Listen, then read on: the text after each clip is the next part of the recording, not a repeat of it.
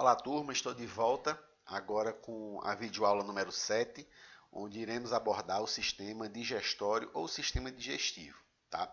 Quando falamos de sistema digestório, nós imaginamos uma estrutura oca e longilínea, né? Ou seja, estrutura oca e muito longa, tá certo? Que se estende da cavidade oral até o ânus, tá certo? E que também vai contar com dois outros órgãos anexos, que são o fígado e o pâncreas, tá certo?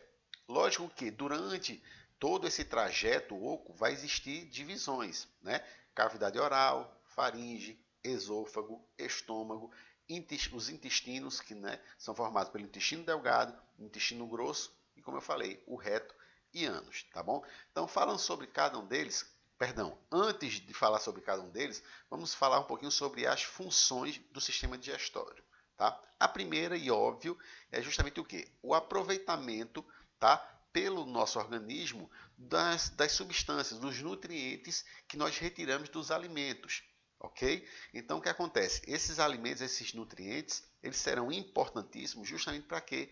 Para assegurar, para garantir o funcionamento do nosso organismo, tá? Para garantir os processos que são vitais para a existência do ser humano, ok? Bom, esses alimentos eles vão também ser necessário passar por duas transformações: transformação mecânica e transformação química.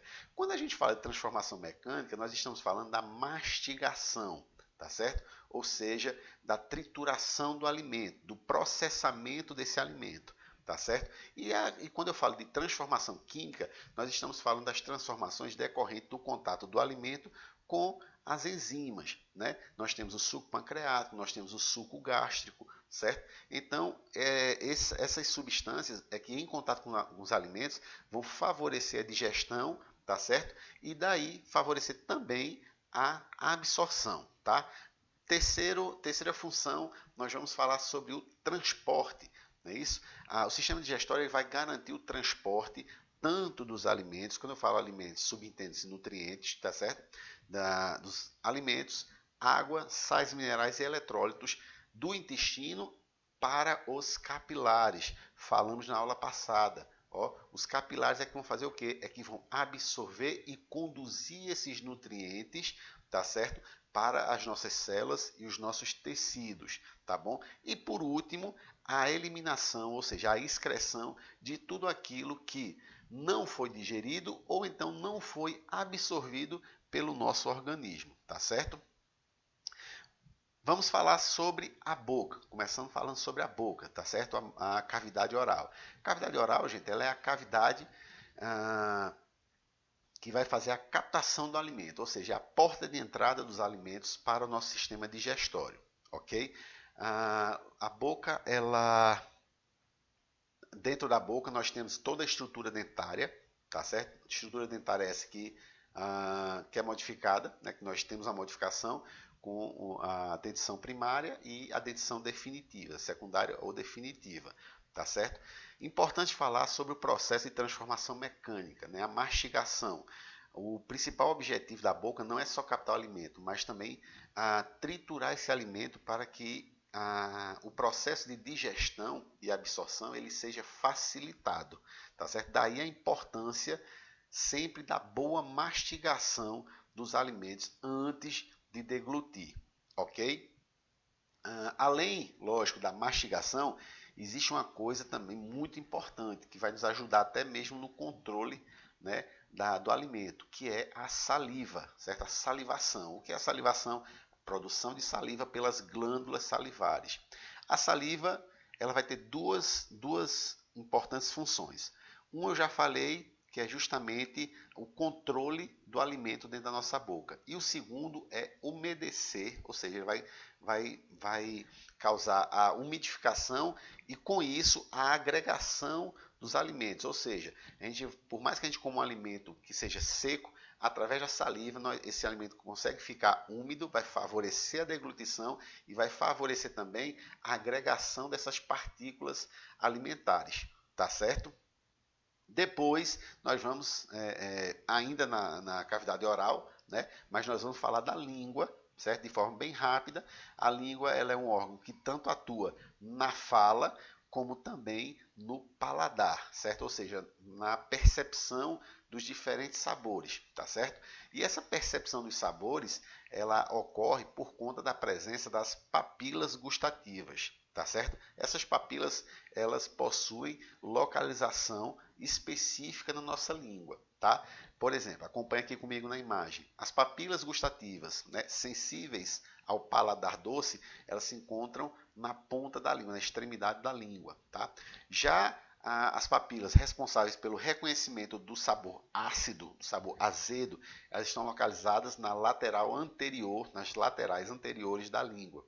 Já os sabores salgados, certo? Nas laterais medianas, e o sabor amargo, certo? Próximo aqui da base da língua, no final da língua, tá ok? Depois, saindo da cavidade oral, nós vamos chegar na faringe, certo? A faringe, ela é uma estrutura que nós falamos dela no sistema respiratório, tá certo? É uma estrutura que vai se conectar tanto com a via nasal, a via respiratória e a via digestória, tá certo? A faringe, ela vai ligar a cavidade oral ao esôfago, tá certo? E uma estrutura que eu trouxe para vocês aqui na gravura, que queria falar sobre isso, é a glote, tá certo? Qual a importância dessa estrutura chamada glote, Gleidson? No sistema respiratório, eu falei para vocês sobre a possibilidade de broncoaspiração, que é quando um alimento, né, ao invés dele correr o percurso normal para o estômago, esôfago e estômago, esse alimento ele vai de encontro à laringe, tá certo? Normalmente isso não acontece, por quê? Porque quando nós fazemos a nossa deglutição, tá certo? O movimento de deglutição, o movimento de engolir, tá certo? Essa estrutura chamada de glote, ela se fecha, ok? Ou seja, ela fecha a entrada da laringe, tá certo? Para quê? Para que o alimento fique com um caminho livre para o esôfago, tá certo? Se não existisse esse mecanismo, certo, da glote, o que aconteceria? Nós estaríamos tanto a laringe como o esôfago aberto. Então o alimento poderia descer tanto por um tubo como pelo outro, tá certo? Então, graças à glote, certo? No momento de deglutição, tá certo? No momento de fazer o movimento da deglutição, a glote fecha a via aérea e deixa apenas aberta a via digestiva, tá? O esôfago, que é uma estrutura, né? Nós falamos tubular, e vai conectar faringe até o estômago. No adulto, ele mede em torno aproximadamente de 25 centímetros, tá certo? Aqui, gente, no esôfago, através do preenchimento do esôfago, através de comida ou líquido, vai disparar o estímulo do peristaltismo, tá certo? O que é o peristaltismo? Peristaltismo é um movimento involuntário, tá certo? Ou seja, que nós não controlamos espontaneamente, tá certo? Um movimento de todo do trato gastrointestinal que vai impulsionar esse bolo alimentar, tá certo? Por todo o trato digestório, ok? Então o peristaltismo ele é importantíssimo, tá certo? Justamente no transporte da água, dos alimentos, tá certo? Depois do bolo alimentar, do bolo fecal até a evacuação, tá certo? A defecação. Vamos entrar agora no estômago. O estômago ele é a estrutura mais dilatada do sistema digestório, mas existe um porquê, tá certo? O estômago ele tem essa forma dilatada, tá? Porque é ali no estômago onde o alimento ele vai passar mais tempo, tá certo? Por mais que a gente tenha um cuidado de mastigar direitinho o alimento, de engolir com calma, quando o alimento chega no estômago é onde ele vai passar a maior parte do tempo. Por quê? Porque ali ele vai sofrer justamente os efeitos do suco gástrico, tá certo? O suco gástrico, gente, é uma substância extremamente ácida, tá certo?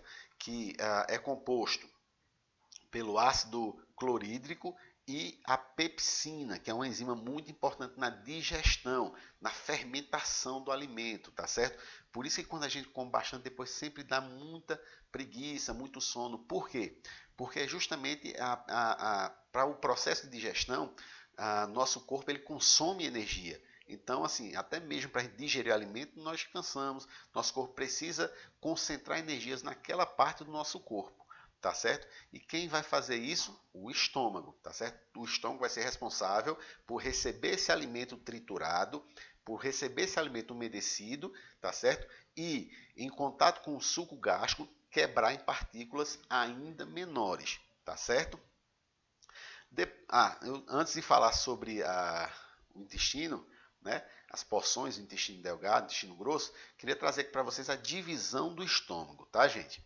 Então, o que acontece? Nós temos aqui a cárdia, ok? Que é a entrada do estômago, tá certo?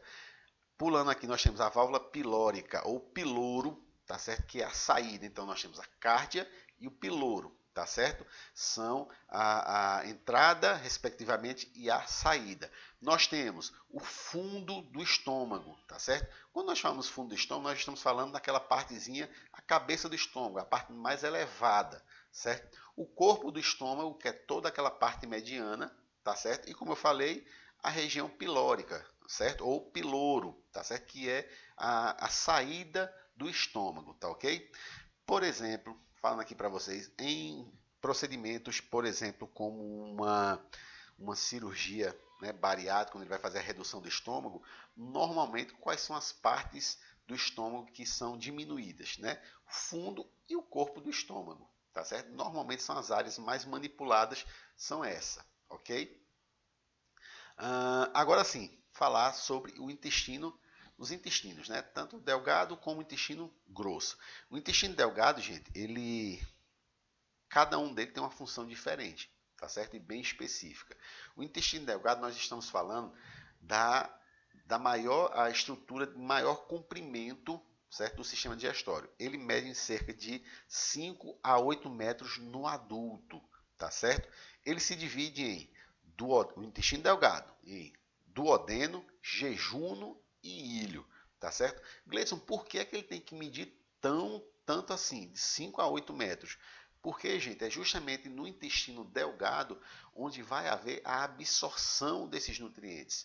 Então, por que ele é tão longo, Gleison? Justamente para o alimento passar mais tempo em contato com ele. Por quê? Quanto mais tempo o alimento em contato com o intestino delgado, mais tempo também nosso organismo vai ter de extrair os alimentos. Se esse alimento passar muito rápido, se esse bolo alimentar, se esse quimo passar muito rápido pelo intestino delgado, nosso organismo não vai ter tempo suficiente de extrair tudo aquilo que ele poderia, tá certo? Então, por isso que o intestino delgado é tão longo, certo? São voltas e voltas que ele faz, né, na cavidade abdominal. Para quê? Justamente para ganhar